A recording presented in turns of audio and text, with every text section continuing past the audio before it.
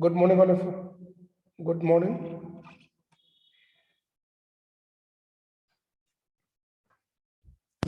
Clear? Clear?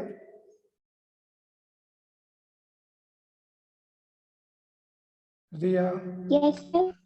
voice clear है मेरी? Yes. Okay. Yes, sir. Okay. So today we will discuss regarding the reflex section and the reflex arc. Okay. Yesterday I have drawn a diagram.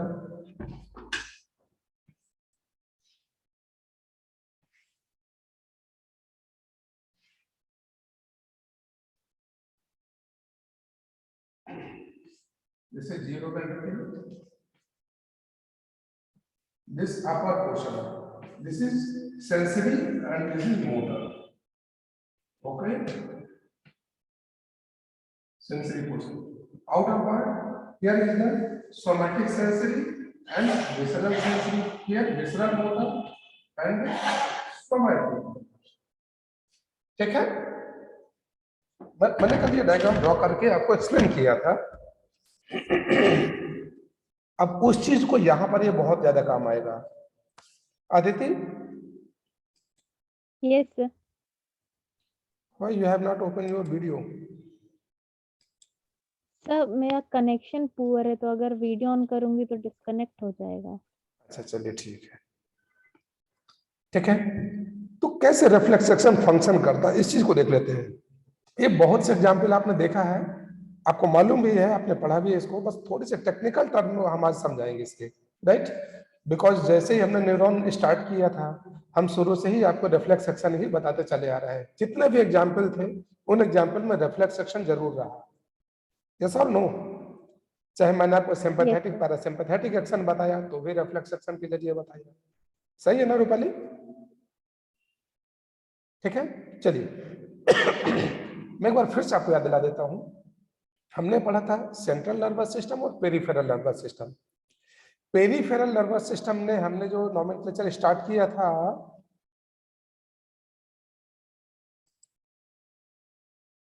That was the afferent system और efferent. यही दोनों start किया था ना peripheral में. और central nervous system में क्या किया था? Sensory and motor. यही था ना. अच्छा, दूसरी चीज मैंने आपको एक डायग्राम में बताया था, जो सेंसरी न्यूरॉन है उनकी सेल बॉडी कहां पर होगी? क्योंकि उनको मैसेज यहां कन्वे करना है तो वो बाहर साइड होगी. और जो इंटर एसोसिएशन न्यूरॉन है और मोटर न्यूरॉन है उनकी सेल बॉडी कहां होगी? अंदर होगी. ये आप देख रही हैं. ये कुछ कॉन्सेप्ट क्लियर हो रहा है आपका कि नहीं हो रहा? अच्छा, अब समझते हैं. दूसरा मैंने टर्म दिया था, ये जो नर्व हमारा आ रहा है, ठीक है, इस नर्व का जहां पर इन सेल बॉडीज का कलेक्शन है, अगर बाहर है तो उसे हम लोग बोलते हैं क्या? गैंग्लियन. और अगर अंदर है तो उसे क्या बोलेंगे? न्यूक्लियाई. क्या बोलेंगे? न्यूक्लियाई. ये कुछ टर्मिनोलॉजी समझना बहुत जरूरी है. टर्मिनोलॉजी अगर आप समझ गए ना तो फिर आपकी सारी चीजें इजी हो जाएंगी. ठीक, अभी स्टार्ट किया जाए. ये आपका कॉर्टेक्स पार्ट है जहां पे ये ग्रे मैटर है, और ये उसके अपर पार्ट है, इसे व्हाइट मैटर कहते हैं. ये तो grey matter white matter clear है आप सबको? रिया, ग्रे मैटर कौन शो कर रहा है? किसकी वजह से ये ग्रे कलर है? या न्यूरॉन का कौन सा पार्ट है? हाँ बेटा. Sir inter neuron. Exactly, this is the cell body of the interstation neuron and motor neuron. Right, ये सेल बॉडी है, इस वजह से इसको ग्रे कलर देता, ग्रे कलर. और ये व्हाइट मैटर में क्या है? Axonal part. राइट, चलिए अब एक चीज देखते हैं, छोटा सा एग्जाम्पल देखते हैं. आप लोग क्लास में बहुत शरारत किए हो ना. जैसे कोई सहेली या दोस्त आता है, बोलता अरे आओ आओ, अरे देखो आज ही आया, जल्दी आओ जल्दी आओ जल्दी आओ. और वो जैसे ही आता है तो पीछे आप कोई पॉइंटेड चीजें उसको चुभा देते हैं धीरे से. वो सोचता क्या है? वो जैसे ही हटता है आप हटा लेते हो, बोलते हैं यार कुछ तो नहीं ठीक है सब, फिर बढ़ता है, फिर धीरे से आप छुला देते हैं। ऐसा करते नहीं करते शरारत को? अच्छा, उसमें ये शरारत को ध्यान ना दीजिए, ये ध्यान दीजिए कि उस बंदे का रिफ्लेक्स कितना तेज होता है, जैसे उसको चुभाने एकदम सीधे करो, क्या है यार, मतलब 1/10 ऑफ द सेकेंड में ये काम होता है।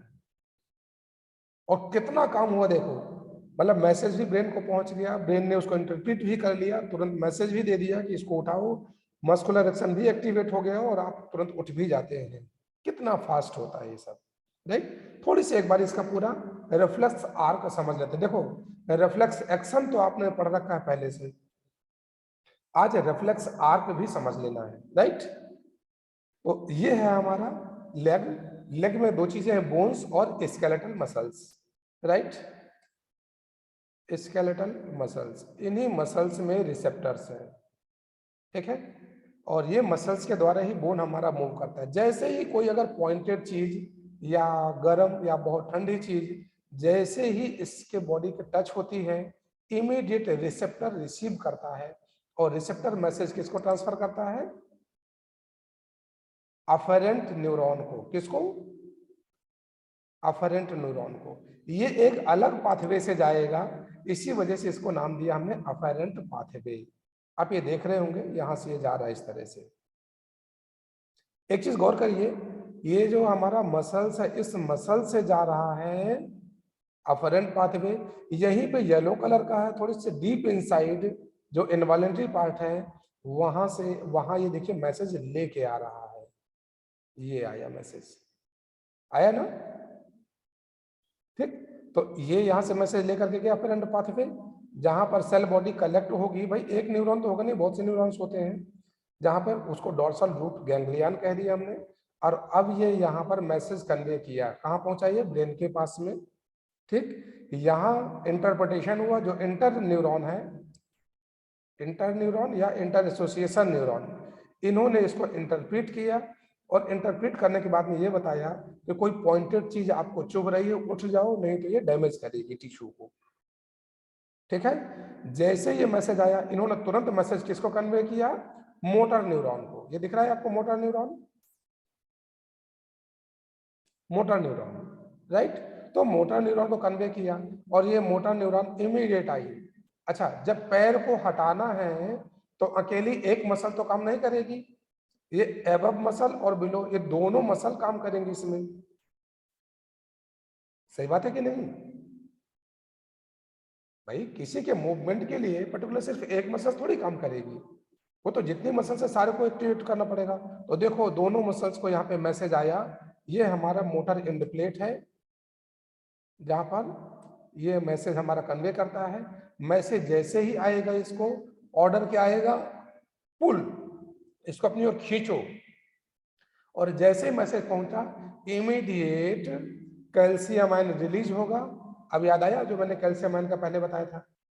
Calcium ion, calcium ion release होगा, ट्रोपोनिन अनबाइंड होगा, मायोसिन हेड में एक्टिविटी होगी, और वो मसल्स को पुल करेगा, और आप तुरंत अपना पैर खींच लेंगे। समझ रहे हैं ना कितना फास्ट होता है इतना सब कुछ? तो आप मसल कॉन्स्ट्रक्शन भी पढ़ चुके हैं और न्यूरल सिस्टम भी पढ़ रहे हैं, दोनों को ज्वाइंट एक्शन होता है समझिए, और फ्रैक्शन ऑफ सेकेंड में, फ्रैक्शन ऑफ सेकेंड में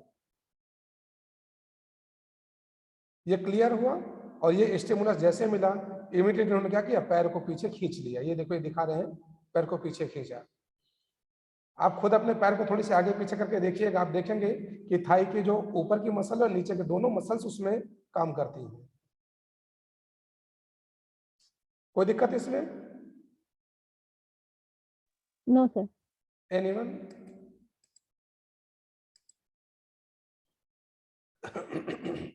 अगर किसी को कोई दिक्कत तो बताइए अभी। चलिए, so this is all about the reflex action and reflex arc. Okay, next, sensory reception and processing. अब हमारा जो नेक्स्ट चीजें हैं, जितने भी सेंस ऑर्गन हैं वो कैसे फंक्शन करते हैं, है ना। मैंने आपको पहले ये भी मैं बताता ही चला हूं, इसके लिए बहुत परेशान नहीं होना है। हमारे पास में रिसीव करने के लिए कोई ना कोई अलग होती है। जैसे हम लोग स्कूल है, स्कूल में सबसे पहले कौन होता है? हमारा गेट कीपर होता है ना। आप कौन है कौन नहीं जो भी आप पहले बताइए, गेट कीपर इन्फॉर्म करेगा ऑफिस में, और अगर वहां से परमिशन होगी तो फिर अंदर आने दिया जाएगा। ऐसा ही होता है कि नहीं? क्या मतलब नेट कनेक्शन पुअर है या सबने अपना वीडियो ऑफ कर लिया?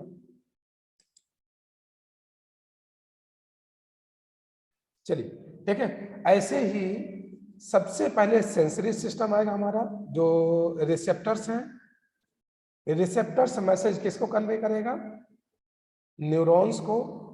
न्यूरॉन्स सेंट्रल नर्वस सिस्टम को, सेंट्रल नर्वस सिस्टम उसको इंटरप्रेट करेगा। अच्छा एक बात समझना, अगर वो सबसे पहली घटना है लाइफ की, आप खुद सोचो, अगर कोई चीज आपके साथ इसके पहले कभी नहीं हुआ और अचानक आपके साथ घटना होती तो आप परेशान हो जाते हैं, यार क्या करें, आपको समझ ही नहीं आता। या समझ आता है? नहीं समझ आता ना, यार क्या करें, ये कौन सी हरकत है। लेकिन अगर ऐसी हरकत से आप दो चार बार मिल चुके हैं और आपने उसका सॉल्यूशन ढूंढ रखा है, तो जैसे दोबारा वो हरकत होती है आप इमीडिएट सॉल्यूशन पे आ जाते हैं, विचार नहीं करते। ऐसा देखा नहीं देखा? इसका मतलब क्या है, जो सबसे पहला चीज है वो सेंट्रल नर्वस सिस्टम को पहुंचा था, हमारे ब्रेन को, उसने काम किया, और उसके बाद वो मेमोरी फिक्स की कर दी गई सेरेब्रल हेमिस्फीयर में। तो दोबारा जब भी कुछ काम होगा वो सीधे हेमिस्फीयर ही कंट्रोल करेगा। आप में से बहुत से लोग हनुमान चालीसा पढ़ते होंगे। जब शुरू शुरू में नहीं याद था तो हनुमान चालीसा देख देख के पढ़ते थे ना।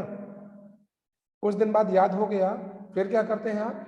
बिना देखे रट जाते हैं, बिना देखे पढ़ते हैं। और मजेदार बात क्या है, अचानक किसी ने टोक दिया, इधर आपका दिमाग हटा दिया, फिर बोले अरे तुम ठीक है पढ़ो, तो फिर भूल जाते हैं, अरे कहाँ था, कहाँ पढ़ रहे थे। होता कि नहीं होता है? होता है ना। ये है सेरेब्रल हेमिस्फीयर का काम। मतलब वो कर रहा है तो कर रहा है, डिस्टर्ब किया तो थोड़ी देर रुकेगा, फिर उसको लिंक दो, फिर आगे स्टार्ट होगा। क्योंकि अगर ब्रेन के काम होता है ये, तो वो तो परफेक्टली जहां से था वो अपना पढ़ता चला जाता, बात ही खत्म। इसका मतलब लर्निंग कहीं ना कहीं स्टोर है, उस लर्निंग को बीच में हिंड्रेंस किया गया, कहानी खत्म। कई बार तो ये होता है कि भूल गया तो फिर से शुरू से पढ़ लिया हनुमान चालीसा, फिर 15-20 लाइन पढ़े हैं इसका, फिर किसी ने अंदर से मम्मी ने आवाज दे दिया, बिटिया वो कहाँ रखा है? हाँ मम्मी, अरे उधर देख रहे, हाँ, अरे कहाँ थी मैं, फिर भूल गया। होता है ऐसा। अच्छा, इसके बाद आप क्या करते हैं? इसके बाद सोचते चलो हटाओ यार, किताब ही उठा लो, फिर बुक उठाते और फिर पढ़ते चले जाते हैं। अब दोनों काम कर रहा है क्या? ब्रेन को भी आ रहा है और ब्रेन इमीडिएट सेरेब्रम को दे रहा है, अरे यार ये तो तुम्हें मालूम है, मुझे क्यों परेशान करती है, तो तुम्हें मालूम है। अब शरीर में बिल्कुल एकदम परफेक्शन में, फिर किसी ने टोका, आप रुक गए, उसके बाद अगली लाइन, तो सेरेब्रम कहता है बेटा मुझे मालूम है। समझ रहे हैं ना, सेरेब्रम और ब्रेन के फंक्शन में क्या डिफरेंस आ रहा है, राइट? तो आप खुद की उससे समझेंगे तो बहुत अच्छे से क्लियर समझ जाएंगे इस चीज को। नेक्स्ट क्लास में हम लोग जितने भी सेंसरी ऑर्गन्स हैं हमारे, सच एज आई, ईयर, इनके बारे में स्टडी करेंगे, ठीक है? थोड़ी चीज को देख करके आइएगा, क्योंकि आई पीस और आई पार्ट का तो कोई दिक्कत नहीं है, आपको मेन इंपॉर्टेंट चीज आ जाता है इसकी फिजियोलॉजी में, मैकेनिज्म ऑफ विजन में, ठीक है? तो आपको दो चीजें करना है, एक तो इस स्ट्रक्चर को एक बार अच्छे से समझ लीजिएगा और उसके मैकेनिज्म को। और देखो अच्छी चीज क्या होती है, आप इसको पहले से पढ़ के रखो, जहां जहां डाउट हो उसको नोट डाउन करके रखिए, और जब यहां से मैं पढ़ाना शुरू करूं आप अपने डाउट क्लियर करते जाइए, है ना? ये सबसे बड़ी तरीका होता है, ये चीज कर लेना। नेक्स्ट क्लास जैसे ही हमारी स्टार्ट होता है we will discuss regarding the AI. Okay,